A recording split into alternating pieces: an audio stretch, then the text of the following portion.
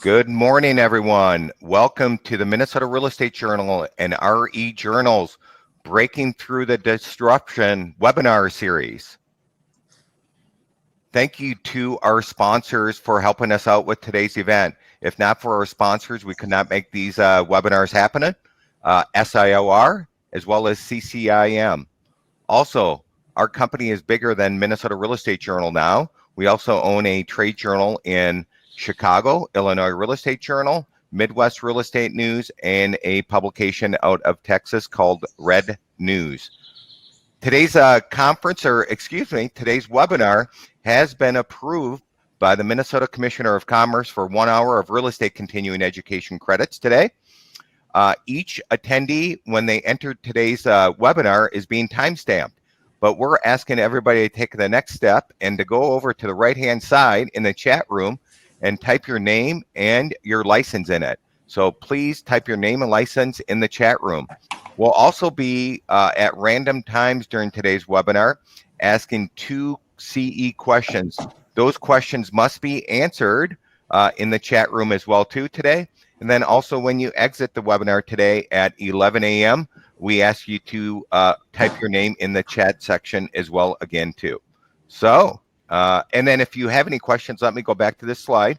If you do have any questions or CE questions, please reach out to Katie, and her email and her phone number is listed here. All right, and then if you have any connection issues, above your screen, there will be a red button. It'll say reconnect button. Please just click on that reconnect button. I am showing 5 lines, which means our signal and our routers and our servers are very strong right now. All right, and then this webinar, in addition to 40 other webinars that we have hosted over the last 2 to 3 months, you can find on rejournals.com/videos. All right, on with today's webinar, the current state of commercial real estate brokerage webinar. We have a terrific group of panelists, and let me start off by introducing them. First and foremost, we have Brian Fogelberg. He's a principal and managing director of Transwestern. Secondly, Mark Evenson, principal and managing director, Avison Young. And last, but certainly not least, Brent Erickson, senior managing director, Newmark Knight Frank. All right, here we go, gentlemen. Glad to have you on our webinar here today. Let's kick it off today with a discussion of, can all of you discuss your experience that you have had with clients after the stay-at-home order has been enacted and dealing with your tenants as well as landlords? So why don't we start it out with Brent? You know, from a company standpoint and from a personal standpoint, when it was the stay-at-home order was enacted, it was almost like summer camp. Everybody was going through something new. It was a little bit exciting because it was new, but it was a little bit nerve-wracking because it was new and a challenge. And we were seeing the same thing with their clients. They were trying to figure out the way that they could make sure people were safe, make sure that people could start being productive, make sure that people could keep the ball moving forward in whatever way that they were moving it forward. So clients were really looking for information. There was no playbook for this, as we all know. So it was there were lots of phone calls. I know that as I talked to other brokers and other property managers, everybody was really busy being on the phone, just trying to gather information so that they could communicate that to their clients, whether it was a landlord or a tenant, to try and give them some sort of direction. Because as I said, there was no playbook for this. No one really knew how to handle it. So it was just kind of getting through that initial wave of, like I said, a little bit of going to summer camp. It's exciting because it's so totally different and I'm working at home, but it was also kind of an intimidating time because not everybody had a good solution to work at home. Mark? Yeah, I mean, I think, you know, many of the clients that we had, the first thing they were looking at is, you know, how to cut costs, how are they going to weather the storm, and so in some of the discussions it was around, you know, some sort of rent relief, rent abatement programs. In other instances, it was having them understand how how landlords were going to handle the buildings, and it was, our company, what our company ended up doing is making sure that everybody at home had everything they needed from a technological standpoint. We sent home extra monitors, and even in some cases made sure they had Wi-Fi experience and all of that. So it was, as Brent said, it was kind of really everybody kind of gathering to, under the tree here and trying to come up with a way to kind of weather through this. All right, Brian. Yeah, I guess I don't have a whole lot to add. The initial stage was getting set up technology-wise at home, making sure that everything was running, getting Microsoft Teams, Zoom, et cetera. So there was kind of a downtime of transformation technologically to the new workspace.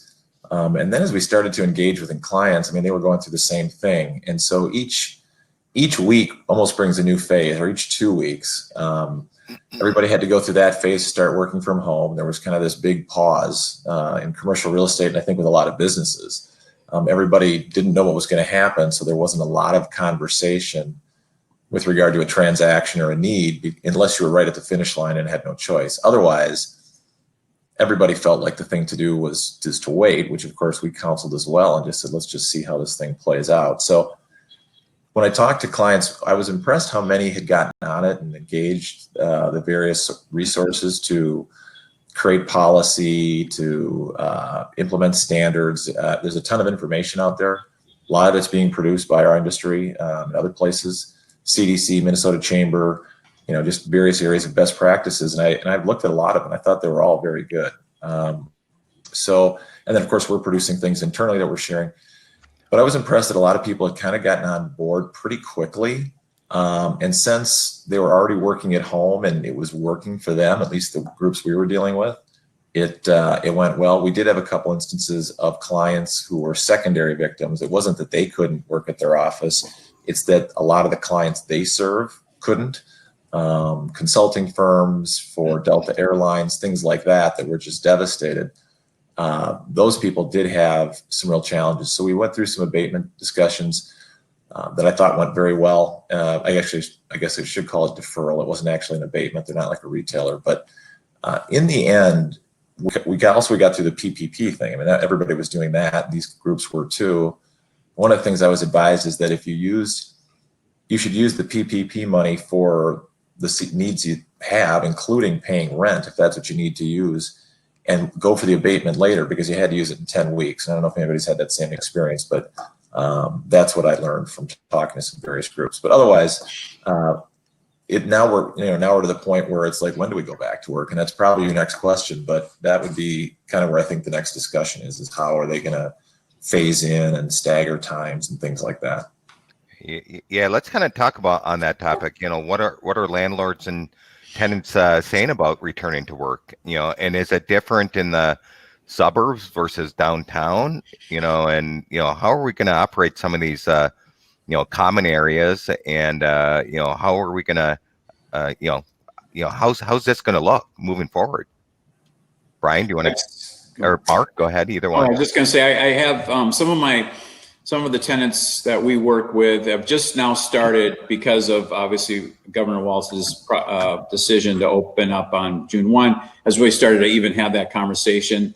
Our company is going to take the cue from the respective governors and open accordingly, but we're following a stringent guideline and manual that we have to follow to make sure that we're doing everything appropriately within our space. And I've noticed that in a lot of the buildings, the landlords are certainly doing their part too, and providing a lot of good information, how things are going to look going forward, elevator use, elevator lobbies, the common areas, amenities, etc. So I'm just starting to see now people having to talk about that and discuss, okay, now it's time to think about going back. What does that look like? Is it shifts of people, Monday, Wednesday, Fridays, Tuesdays, and Thursdays, staggered throughout the day? Are we changing our space, not changing our space? In the things I've read, most of the people have determined they're not going to really physically do a lot to their space. They're going to try to work around using people, their flexibility about some working from home one day and some working from the office the other. And so I think everybody's now just starting to have that conversation. We officially, opened our office Tuesday after Memorial Day. I'll chime in from a landlord standpoint. What and Jeff, your question had a lot of different elements to it. What are landlords doing? Landlords are talking to their tenants to find out what the tenants need and trying to make sure that they're dovetailing a tenant's needs with what the CDC is saying and what the different municipalities are saying from a governmental direction standpoint. So they're trying to combine that, what the government is saying with what tenants are looking for in their building. One of your questions was, what are they doing with common areas? And lots of buildings, especially downtown, have these big common areas, these amenity areas. And what I'm seeing landlords do is really trying to enact social distancing in those areas, that instead of creating, they offer conference rooms, like Mark was saying, maybe it was a 20-person conference room, now it's got 8 seats in it. Instead of having a large table where people could gather that might have had 12 chairs around it, now it might have 4 chairs around it. So the landlords are really trying to use social distancing and CDC guidelines as their barometer for here's what we should do to make sure that our tenants are taken care of. The only thing I would add to that is really kind of in our particular office, how are we going to arrange it? So we just saw our plan for our office. I can talk about that a little bit. They've relocated our group. They took a copier out of our space and actually are putting this large copier in an adjacent space just to free up more room that we wouldn't otherwise need to do. So they've created more space within our existing footprint by removing that, and we're spreading desks out. We're orientating away from one another. We've got the traffic patterns, all that kind of stuff. And we also are engaging in a staggered work week. If you're a Monday, Tuesday, Wednesday, off out of the office Thursday, Friday, and then it will change every other week, I think, is the timing. So there's not only going to be social distancing, but we're also not going to have everybody in there at the same time. So unfortunately, it's just the way of the world right now. But Jeff, I would, listen to what Mark was saying, listen to what Brian was saying. It's not as if anybody is at this point dramatically making physical alterations to their space. Mark and Brian, you're not moving walls, or you're not creating offices, or you're not enlarging the size of conference rooms. It feels, and this is what we're starting to experience from, as I wear my landlord hat and we're talking to tenants, that it's much more a behavior and a policy change. And so we're doing a lot of consulting and providing a lot of information from a behavior and policy standpoint, and what they can do to institute, behavior and policy changes in their space.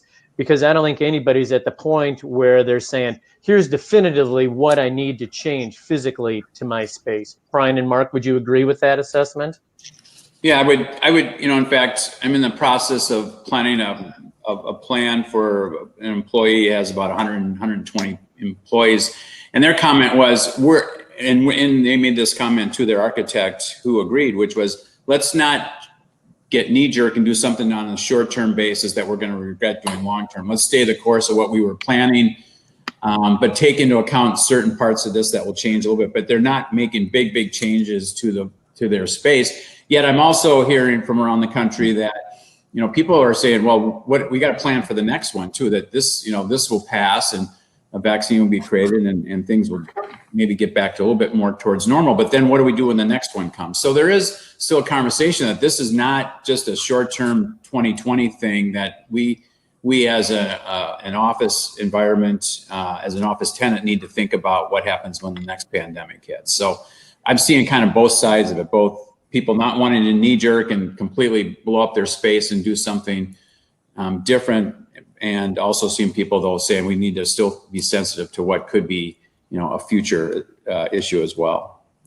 Yeah, exactly. I mean, there's just too much change going on right now to make a long-term commitment. I think some people are staying the course and not going to radically change their plans. I think other people who have a luxury of a little bit more time are going to wait, because we don't know what the next 6 months is going to bring. Real estate is long. They're long decisions, they're expensive decisions. So you commit to something, you can't just change it. So I think people will look to create flexible environments, because we're going to have them. And they can probably employ a lot of furniture strategy involved in that, so that things can be moved, changed, orientated differently.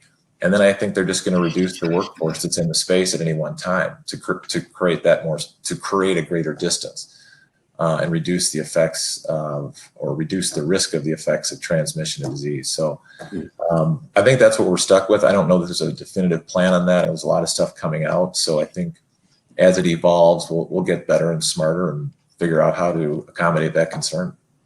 Yeah, the biggest discussion we've had nationally is this going to blow up the office market, and I guess in some instances even the industrial market, who has a population, by virtue of the fact that everybody's going to work from home for the rest of their lives, where, studies say that most everybody, in fact, about 99% of everybody would like to have the flexibility, but would also like to have a work environment. So you're going to have less people in the office if they have flexible work environment, and yet now we're going to space people out. So it kind of balances itself so that, I don't think we're going to see big vacancies because people are, right sizing their space down to, 40% of what it was, because I think they'll do some more spacing. I'm hearing more about even more collaboration space, that people will come into the office, not necessarily to go sit at a desk, but maybe just to come in and connect. They've set up a meeting with 2 or 3 colleagues, and they just go in and they use a collaborative space, conference room, facility, whatever. So there'll be more almost what a clubhouse feel to it, in some instances, where you might have fewer desks for fewer people, but a lot more space being utilized for these almost touchdown meetings that could take place. People want connection. They really do want to keep culture and all the things and the benefits of learning that goes and takes place in an office environment. Mark, you're exactly right. I actually had a tour about a week and a half ago with a company that's exactly what they wanted to do.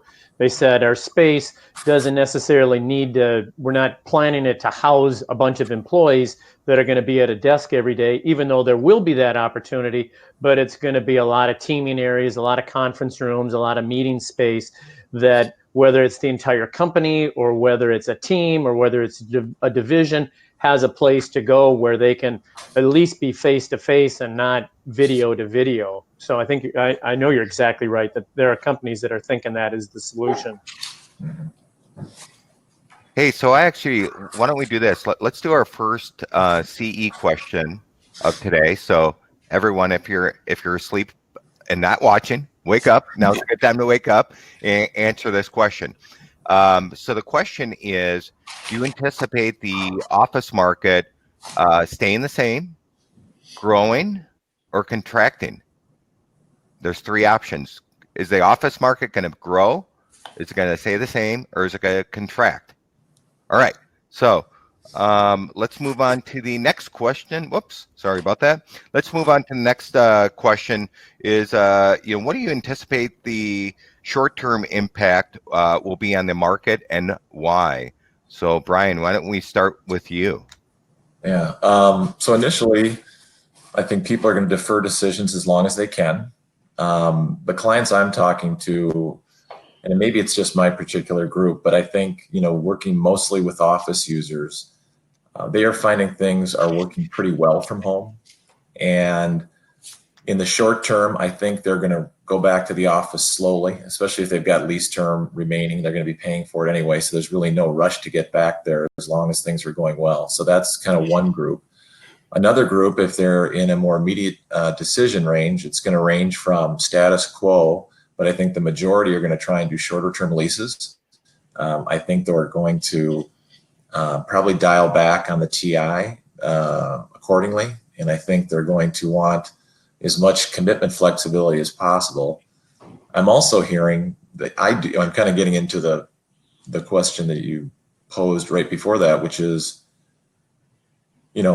are they going to lease the same amount of space going forward? And I don't want to jump to that one yet, but I think there's some real serious look at a reduction. Everybody I'm talking to is saying they're not going to pay the same amount of rent per month to house half the people. It just doesn't make sense, or some fraction. So I do think the market is going to see a contraction following this. How much, I don't know. Yeah, I think the thing that we haven't really touched on is that many companies are still in this wait and see mode for their own respective businesses. A lot of people don't know how their business is going to come back.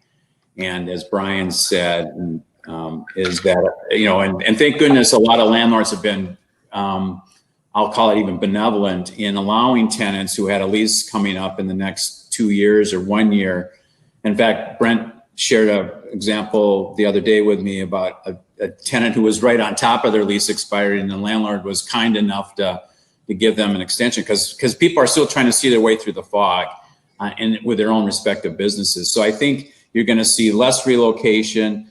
You're going to see more planning, as Brian said. I think Brian's right. I think they will certainly take a look at not paying as much for the space if they're not having as many people. But I think we're going to see a lot less absorption. In fact, NIAP says we probably won't see any positive absorption until the third quarter of 2021. Because of that, I think people just sitting back, waiting, and maybe in some cases doing short-term renewals or even longer-term renewals with less space for the landlords they're with. Yeah, I think for the short term, companies are going to kick the can a little bit. It's going to feel a little bit like 2008, 2009, when companies' crystal balls just weren't real clear, and they're trying to figure out really what my business is going to look like with the things that are changing. It's definitely going to be different in some way, shape, or form, whether it's less space because I'm going to have less employees, whether it's because I'm going to have more space because I need more social distancing. It's going to be different for each company. And I think the longer that they can take to make that decision, the more certain they'll be when the time comes to make that decision. And so I see a fair amount of shorter term leases, shorter term extensions, just while companies are trying to figure it out. And I think any of us that are here listening to this, if you think about what's happened in the last 10 weeks, all of us have gone through a bunch of different changes with what we thought was going to be the situation and how now it's a different world. So we've experienced that. I think if you're running your business, it's even exacerbated. And so I think those business owners are really, going to try and buy as much time as possible before they make a definitive decision. Here's what I'm going to do. Yeah, I think the other contraction issue, which kind of takes us to a topic too, is this co-working space phenomena that once was a phenomenon. Now it's might be I don't want to call it a crisis, but it might be reaching crisis because people want more controlled environments. They do not want to go, as one person said, they think the hot seat is dead at these co-working spaces, and which was the least economical, or the most economical, I should say, way of being a member of one of the co-working environments. And I think we're going to see that add to the contraction and add to some vacancy, as they're going to have to try to renegotiate and reestablish themselves in some way, shape, or form that might not be as robust or as aggressive as they were over the last 3 or 4 years. Yeah. This is such an interesting time because we've been through recessions before, but we've never been through a recession because of a pandemic. This is, it's been 100 years since the Spanish flu, and that was certainly a different time and environment than we are now. When there's going to be a vaccine, we don't really know. Everybody's working on it. It could be 8 to 10 months, could be 3 or 4 years. I mean, there's such a range on that. And the dramatic decline in everything, usually a recession is something you go into kind of over time and you come out of over time. And we talked about the V-shaped recovery or the U-shaped recovery. Now they're talking about a Nike swoosh, which is, you know what that looks like. It's a much longer taper coming out of it. That seems to be what all the economists are saying and all the researchers are saying. There's obviously the opportunity that may not be as severe, but just based on, the state of Minnesota having $1 billion surplus and, going, I think, into a deficit range as quickly as we have, a significant deficit, other states requesting federal bailout money to stay afloat. This is such a different thing that I don't think we're going to really see the long-term projections for a while, just because we trail the general economy anyway. And it's going to be hard to see how many people come back to work, how much space people are going to lease, how many retailers are going to have to reemerge. It's hard to turn an economy around and change industries quickly. So I'm a little bit pessimistic on the timing. You can probably tell. It just doesn't feel like other recessions that we can buy our way out, even though we're kind of going down that path. So it'll be it'll be a time for change. That's for sure. It's going to be a challenging time for change. I think there's still opportunity. There always is. I think we'll all be fine. But at the same time, I don't think at the end of, what some people are predicting that, like, I don't know if there's going to be positive absorption a year. I know that's what has been predicted. It just doesn't feel like that based on the massive scale and the velocity in which we went into this situation. It just doesn't feel like it's going to happen, but I hope I'm wrong. Yeah, there's been just a tremendous flight of investors to get into a more liquid position. And when they're outside of that interest rate or interest controlled monetary policy, all bets are off on how that, can help bring back or not bring back an economy. So that's the other piece, is outside of the real estate markets, what the investment community is doing in terms of trying to batten down their hatches. Brent, any other thoughts on kind of where you see the economy going?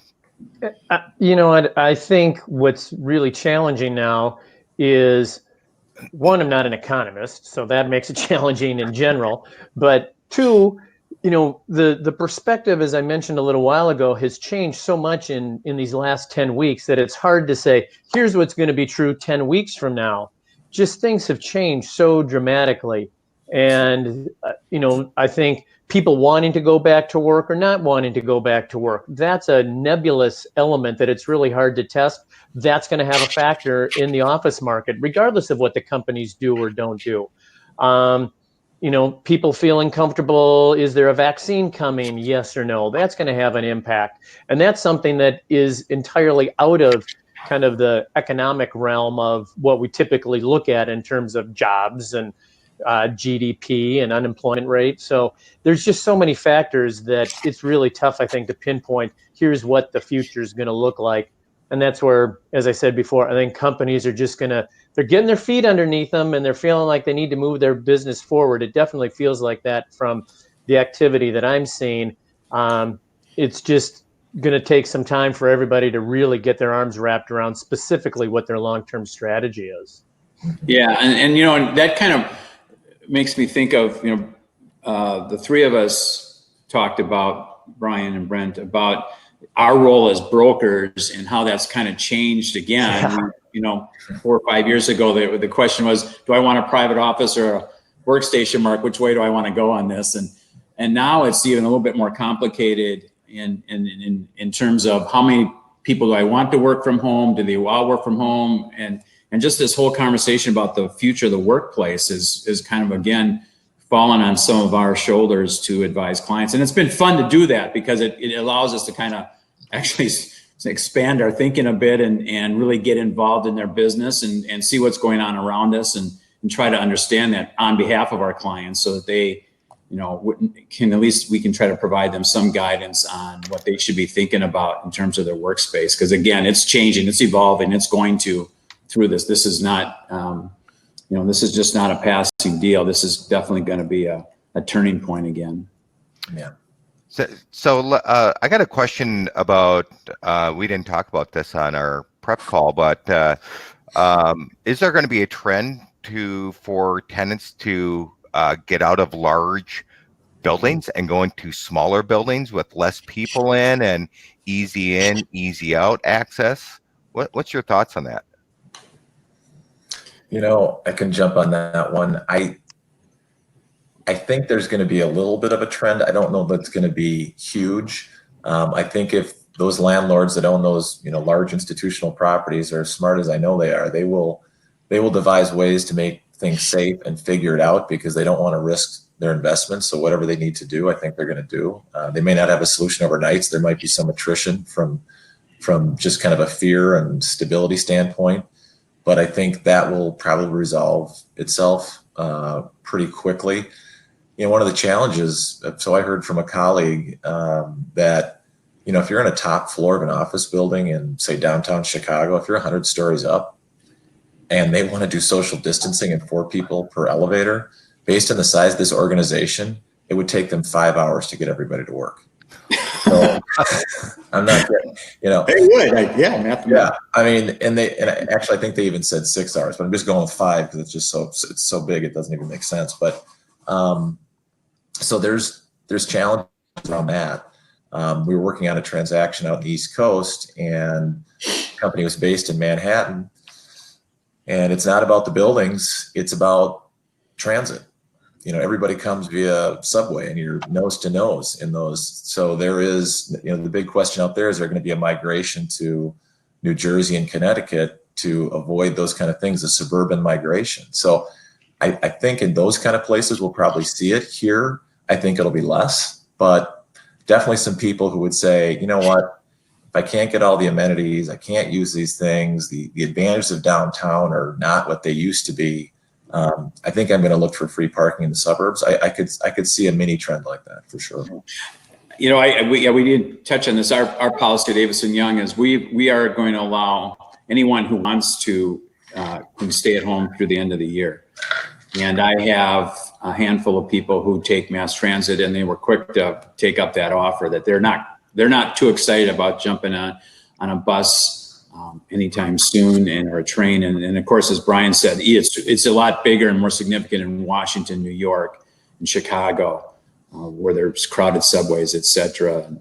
That's going to be a big challenge. Facebook and a number of other bigger tech companies are looking at spreading out in metropolitan areas with smaller, we'll call them satellite offices, if you will, just to even take care of that commuting issue and some of the densification challenges they might have, which I think brings up a point that I was thinking about that's been so successful, and I think could be more successful, is the spec office suite idea that, a company now may want to, I was even thinking about that for office if we ever wanted to get out and do something out in the suburbs as well, is that, maybe I just throw them into a co-working space. Well, now it might make more sense to go into a controlled environment where it's our space.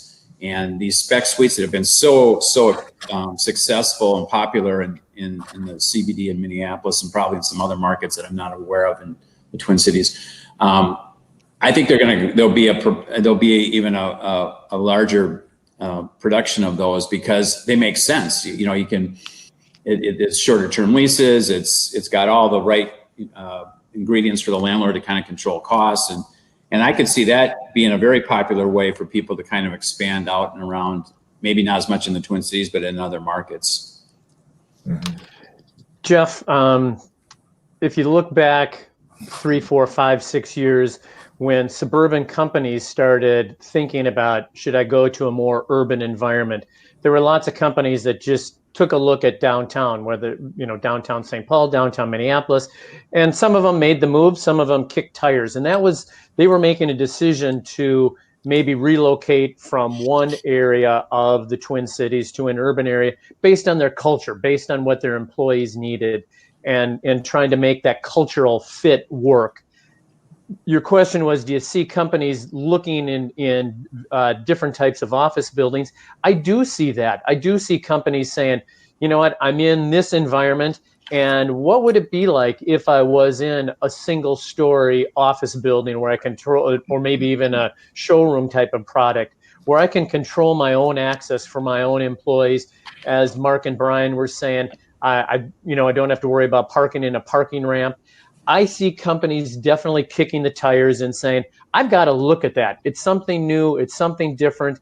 It addresses one of the needs that I think is important for my employees from a safety standpoint. So I'm going to look at it. I think the decision is going to come down to, again, their culture. What's the right fit for their culture? Because you still have to be in an environment that works for your employees, that works for your customers and clients, that just fits the culture of what you're about as a company. So do I see people looking at it? Yep. Do I see some saying, yeah, I am going to make this move because I think it's the right thing? I think it's going to dovetail a little bit what happened with companies looking for moving to the suburbs to an urban area, like I said, a number of years ago. Lots of people looking and lots of people asking the question. Some will act on it, but not all. So as a follow-up to that, which submarkets do each of you think are going to be, say, the top 2 or 3 submarkets that are going to, benefit from this, if that's the right word? Yeah. You know what? I think it's going to be case by case. And, there's lots of things that are happening right now that are case by case. I think some companies are going to say, I need to be in the area that if I'm looking for a submarket, whether it's urban or suburban, that, has all the amenities and it's walkable, that's still going to be an important element, I think. But I think what's good, if companies are thinking about doing that, I can see them saying, I'm going to figure out where all my employees live. And to Mark and Brian's comment about transit before, if they all live in Eden Prairie, they might be saying, we're going to find some place in Eden Prairie. If they all live in White Bear Lake, they're going to be looking White Bear Lake. I think those sorts of decisions will be about the real estate, but I think it'll also be about where employees are located. And if they're making the decision to do it for the transit element, then they're going to focus on where the employees are. Yeah, I can jump on the back of that one. So, a lot of the migration downtown was fueled by the, attracting the millennial employee. We were studying, we heard about millennials, and I'm sure we were all sick of it. And, that was a big part of it, is like, where do our employees want to be? And if that was the group they were hiring and it was growing, there was a lot of pull to downtown.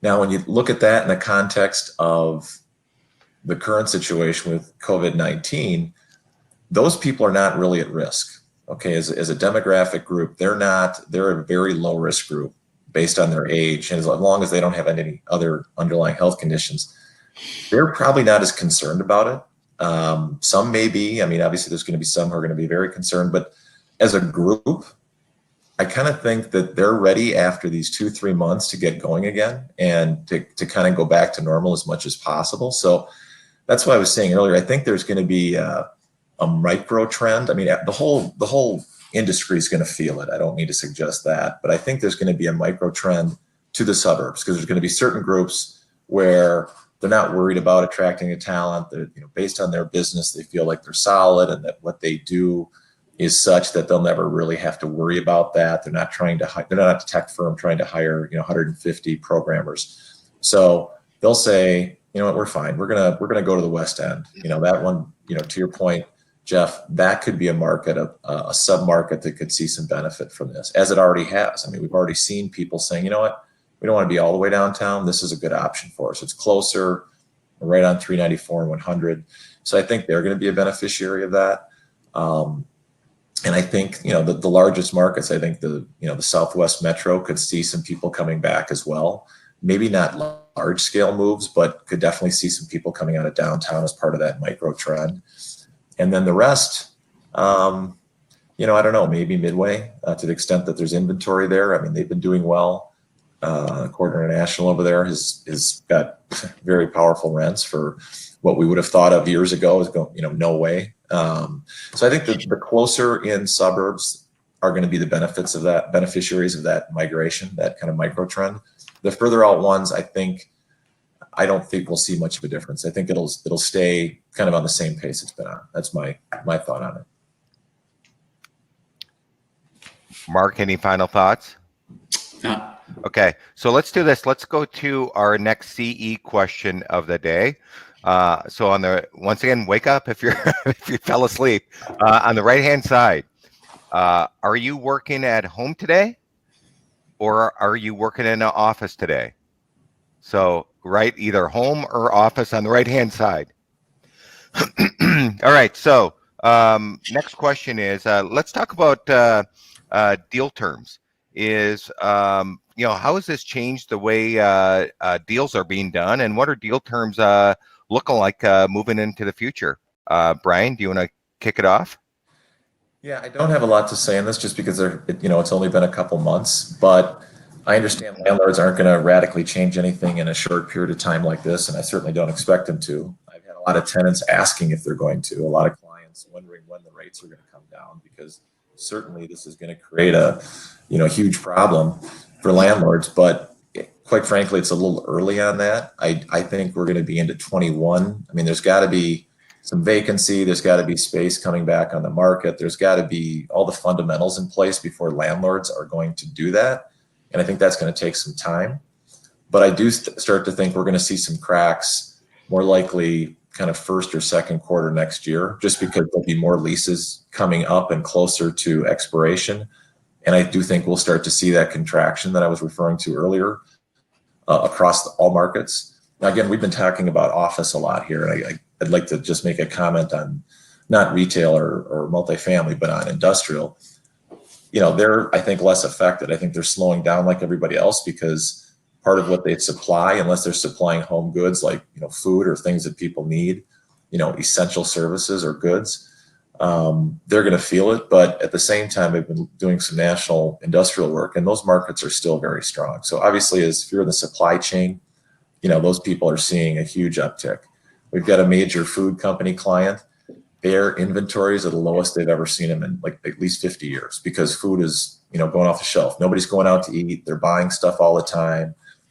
So we're consuming. I know my food bill has gone up. My entertainment bill has plummeted, so it's zero. So it's definitely a gain. But so those groups are obviously benefiting. If you're in the supply chain, there's a demand, but at the same time, it's not as much as people might think, based on the major markets that I've been looking at, because of the slowdown in the overall economy. They're not shipping as many VCRs because people aren't spending. We're a consumer-driven economy, and to the extent that we're not spending because we don't know how much money we're going to make, we don't know how long our job's going to last, we don't know all sorts of things, we're not going to spend as much. We shouldn't, but based on that, there's going to be a general contraction that will affect industrial as well. But generally, they should be, pretty strong, I would say, coming out of this. They're definitely not going to have as deep a recession or as long to come out as the office market, where it's all about jobs and coming to work. I was going to weigh in on what Brian initially said about deal terms. It's pretty early. It's tough to really tell what the drivers are. I think if there's anything that feels like it's a driver, it's wait and see and flexibility. But still pretty early in the process. There's just not a lot of data points to say, here's what's happened and here's what's going on. And based on that, here's what the trends are going to be going forward. We just don't have that data yet. Yeah, I don't anticipate, well, there certainly is, and I think most of the people on the call today agree that there's going to be some contraction, which obviously then should bring up some of the most typical deal terms that we're talking about in terms of concessions. I don't see construction going down too much. Obviously, there's less work for the contractors these days, so I'm assuming they're going to be as aggressive as possible to get as much business as possible. I think the more interesting conversations will take place on long-term renewals with tenants. That will be kind of the fun conversation, if you will, about okay, we want to stay here, but landlord, what are we going to do around the common areas, cleaning, ventilation? We're thinking of doing some different things with our space. We want a little bit less space, but you can't just take out a wall over there. I mean, I think the renewal conversations for landlords and tenants will be the fun conversations going forward on people that are looking for long-term renewals. Yeah, probably a lot more complexities to renewals than there had been in the past. To Mark's point, even if they don't want to do anything to their space, the desire for flexibility, I think, is going to be something that's really going to be, debated and negotiated and figured out. Mm-hmm. Yeah, and I think if the timing is right, if they've fully depreciated their furniture, it might be just their TI might just be something where they say, listen, we want you to help fund furniture, and we're gonna take some things down. And I think the wise landlords, if they feel good about the tenant's credit, won't balk at that. They'll say, yeah, we get it. The space flexibility, there's deal term flexibility, but there's also the space flexibility. So I think that the evolution of the furniture systems can play a big role in helping deals get done and having longer term deals. You mentioned something about construction, Mark. I agree. I've talked to a few people though, and this was a little while ago, and they said pricing was already coming in, 10% lower. And I don't know what the latest is. Somebody could tell me it's down 15 or it's, the same or 5, but I talked to several local TI firms and they were throwing that out. So we do have a low interest rate environment. If construction pricing comes down, those are some good things to help deals get done. Yeah. So those, I can't help it. We're talking about a lot of negative things. I'd like to throw out a couple of positive things. There's not a lot of that there, but I would say those are two things that we can look forward to helping get things accomplished. All right. Excuse me. How about any other future trends do you see coming out of this? Are there going to be virtual showings? How are owners going to market their properties differently? Any other, design trends? Any type of future trends that you anticipate coming out of this? I'll jump in from a showing standpoint. I think there's going to be the ability to look at a lot of things virtually and on video, but the tours and the showings that I've had, which have definitely picked up in the past couple of weeks, which is good. You can tell these people want to get out. They want to see the space. They want to understand what's going on. What has changed is that typically what we're doing for our showings is we're meeting outside the building and talking about what the process will be going into the building. And I'm noticing the tenants are paying attention to what the path of travel is and just how they get from a parking ramp or a parking lot into the building. They want to understand that. And those are certain things that I think are tough to really get your arms around just from a virtual standpoint. Those are things that tenants really want to see. We've had tenants, it's very common on a tour. People just want to poke their head in a restroom just to look at what they look like from a finish standpoint. Now they're looking to see what the social distancing in a restroom is. So they're just checking out a lot of things that may be physical attributes of a building, but they're looking at it from a behavioral, an operational, a functional standpoint. And from what I've experienced on the tours that I've been on, they want to be in the building to see those things. They want to touch it. Well, they don't literally want to touch it; they want to see it. Right. For the last several years, or I'll say the last few years, there's been somewhat of a space race amongst all the big national firms or the big firms for technology, prop tech, and I think most of the firms now, the tenant rep firms, we've tried to go to and are in most cases now being successful in going to the surveys, the initial look at the markets and doing that technologically versus the old paper books where we flip through CoStar pages. We're doing a lot more. So there is more, work that the landlords are providing, more technology. So a lot of landlords are providing great drone photography and things that we can do. So the upfront work, and so what I'll see, and I think we'll continue to see, is that we're going to do these initial meetings remote.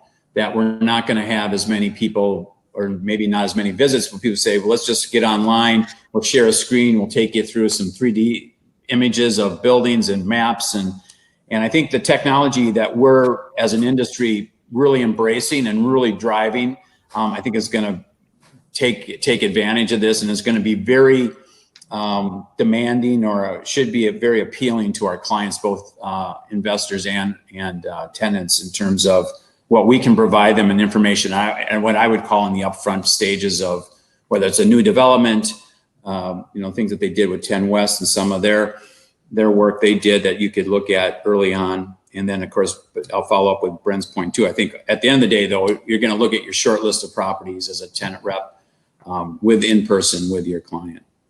Mm-hmm. Yeah, as far as showings, I think you guys nailed it. That's, as much can be done in advance technologically, but eventually they're going to have to go see it. There's no question about it. It might change how many people are on the tour. If it's an occupied space that, sometimes we're touring spaces where the tenants are still in them, that's going to have to be coordinated. It's going to be an additional challenge to overcome, but businesses still need space. There's still going to be activity. There's still going to be demand. So I don't see that changing that much. It'll be interesting though, because we're definitely at a point of demarcation where, if you look at the timeline of kind of the real estate history, when you draw significant vertical lines on that timeline, this is definitely one, probably the biggest one that we'll deal with, because it impacts our industry so much. It's not just a recession impacting our industry, it's health concerns of people being close to one another. So that is, we're on the forefront of that as an industry being impacted by this. And I think another future trend that I would throw out there is that as buildings evolve, we had green buildings, now we have well buildings. Well, we're going to see new standards related to, antimicrobial buildings or some name COVID proof. Right. It's going to be marketed, and it should be. I mean, it's going to be marketed, but if there's something behind that marketing, and there's data and there's research and there's behavioral science and other things they can bring together. I mean, this is also a new opportunity to kind of create a new environment. So I do think we're going to see that evolve out of this, that we'll have, other accredited organizations that are going to pop up with standards along those same lines that will, get certified and will become, kind of the standard going forward. Yeah, I agree with you, Brian. I think there's going to be a technological advance from just a touchless standpoint, that there's going to be a lot of technology that's going to revolve around that. I think, new buildings are going to be considering, what it is to stage to wait for the elevators so that you've got social distancing set up that way. Restrooms, I think, could be impacted in terms of how they're designed. Mechanical systems, that came up from a venting standpoint. Outdoor space has been, gaining popularity, and building owners have been spending money to enhance the possibility of outdoor space. I think outdoor space is going to become more important. So yeah, I think there's going to be lots of design changes and some technological changes to buildings, whether they're existing buildings or new construction. I think it's a great opportunity for new construction to not just be new, but to be different, and to be different in more of a COVID-proof, healthy, sanitary fashion than the existing building. So I definitely see that being a trend. Yeah. I was also thinking, I was looking for good things to talk about in the context of this, but one of the things that I'm hoping happens, it's a little early, but, and this is getting a little global political, but, we have our supply chain so tied to China, and so much of the manufacturing, critical manufacturing in the healthcare industry is done there, including, prescription medication, that I think there is going to be a push from a, national security and health and wellness standpoint to pull a lot of that stuff back. It's gone elsewhere because it's been cheaper. It's going to increase the cost of it.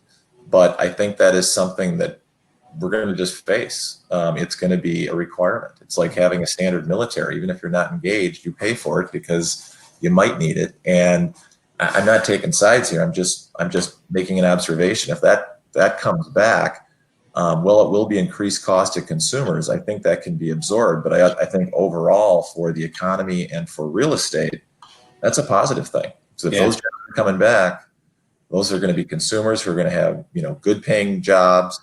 They're not just working on a forklift and distribution center. They're actually doing fulfillment, manufacturing. I think that's a great opportunity to bring that part of our economy back, raise it up, and benefit from it. Let's talk. Mark had mentioned, sorry, Jeff, Mark had mentioned, what investors are going to do. And along to second Brian's comment, we're hearing investors being interested in life science type of buildings. And now those are typically more one-story, lab type of facilities, but looking at kind of all shapes and sizes from a life sciences standpoint as an investment for the reasons that Brian just mentioned. All right. So kind of one of my final questions is, what advice are you giving your clients and on how to manage through this crisis over the next 1 to 3 years? And maybe Brian, you can start us off here. Sure. The first thing I'm advising anybody who's got the time is to wait to make the decision for several reasons. One of which is we just don't know what the new normal is going to be. And the longer you can wait to make that decision, the better you will be to plan for it, because you're going to have that much more information. Now, when we think about how much has changed in the last 2 months, it's been radical. It probably is not going to change that much in the following months.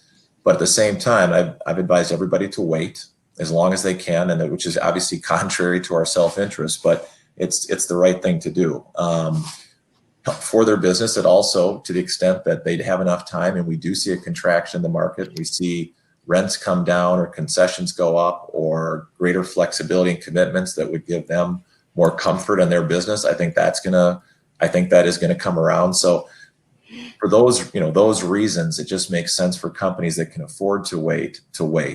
I also think it makes sense for landlords not to, to call their bluff and to hopefully be flexible with them, to let them evolve and, not take on vacancy, because as we know, and we've been talking about, it's gonna be hard to relocate in this environment. Because relocation, as we know, is an expensive undertaking. Your upfront costs are significant, and it takes a while to recapture that. So I think we're going to start to see that out of the gate right away is the lease flexibility. I think Mark and Brent both talked about that earlier.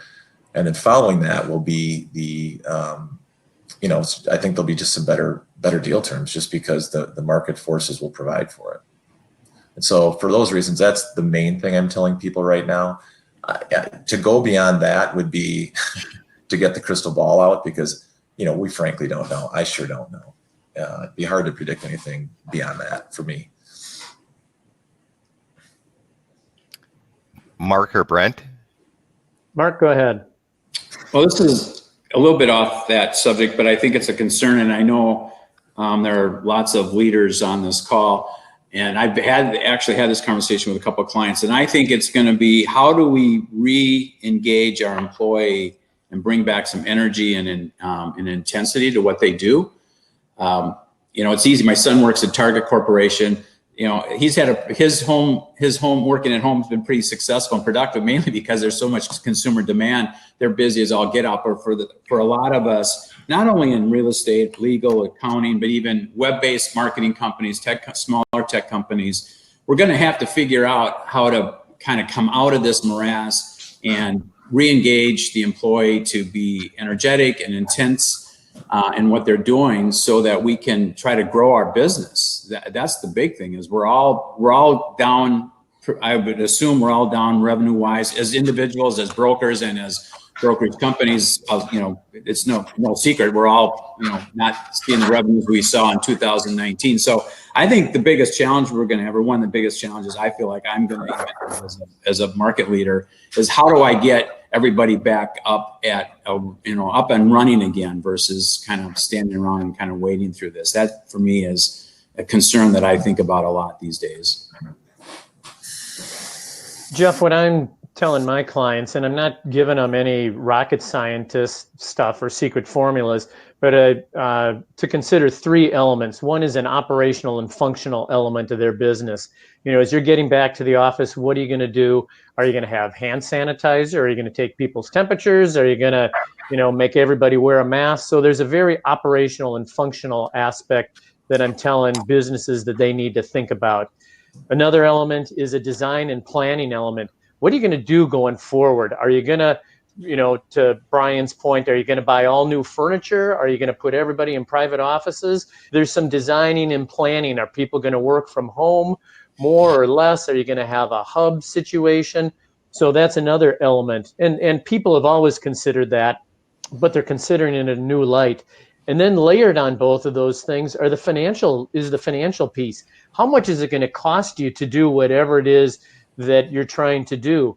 And as Mark had mentioned, it's probably a pretty safe assumption across most businesses that a lot of revenues are down. So how do they balance the financial piece of it while maybe trying to change their design at some point in time that is expensive, and weaving in the operational and functional aspect of running the business on a day-to-day? So it's those three things: operational, functional, how do you incorporate design and planning into your space, and keeping an eye on the financial ball.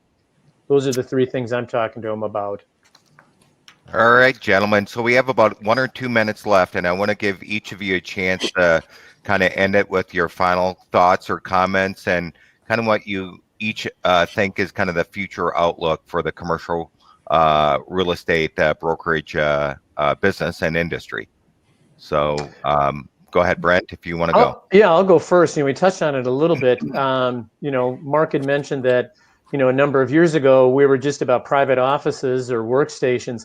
Now it feels like we're consultants in a much broader range. And so I think it's important to talk to architects, to talk to contractors, to talk to furniture vendors. We've talked about furniture a lot. I think it's just really important to really broaden even more than we have in the past our network of people that can advise us on what we can advise our clients about.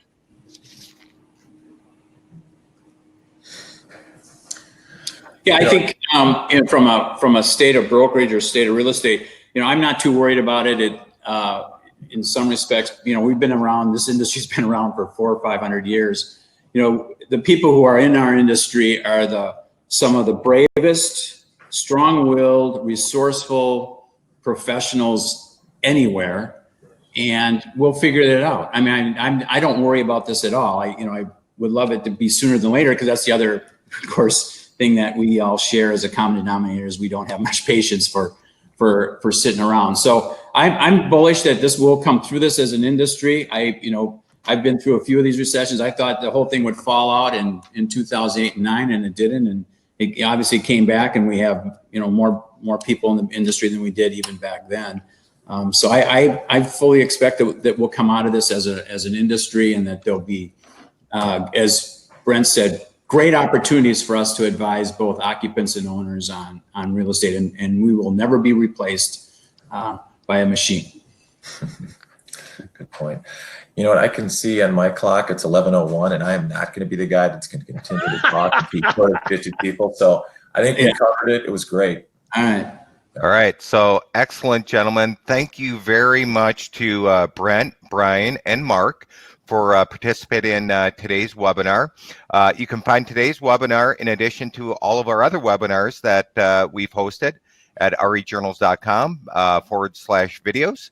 And then also here's a couple webinars we have coming up.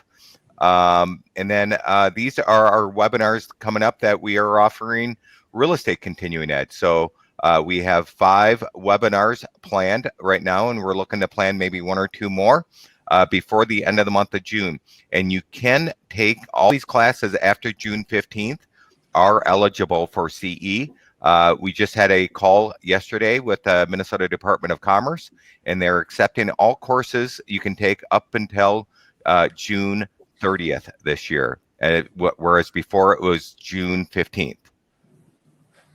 All right, so that's it. So thanks again, everyone, and make sure you put your name in the chat room off to the side as you are signing off. And thank you again, everyone. And I'm going to keep this live for a few minutes so people can plug their name in. So thanks again, gentlemen, and we look forward to seeing everybody very soon in the very near future, and hopefully it's live and in person. Thank you. Thanks.